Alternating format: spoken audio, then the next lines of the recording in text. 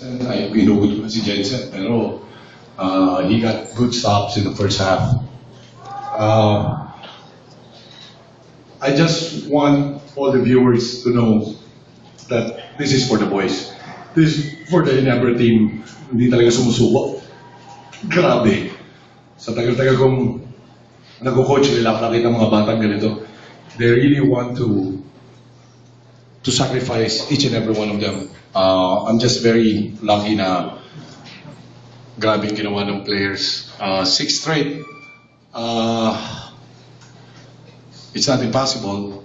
I told them in the halftime, I know everybody's saying that we got 5 straight low averages, baka matalo tayo. I told them sa halftime na I don't think it's gonna happen kasi wala sa character natin gano'n.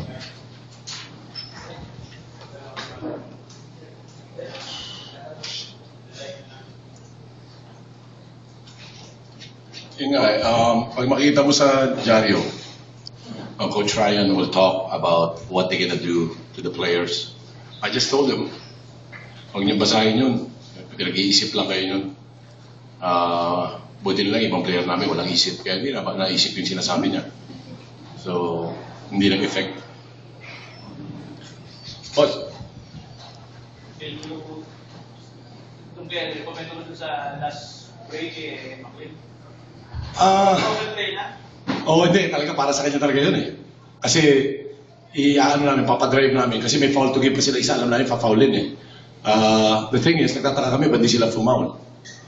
1, 2, yung mga 3 points, scramble, bola na namin, no? Talagang pinasarap lang ng Diyos. Kasi amin na yung bola, nawawala, napupunta sa kanila. Tapos yung dalawang 3 points na, I give it to them, no? Talagang yung dalawang shooter nila, grabe. Kahit mapulot lang, pinupukol, shoot. Pero, ang problema lang, yung mga Ginebra players, kaya lalim na kinuha ko, pati si Jensen, kinuha ko na, but ayaw talaga magpatalo, eh, no?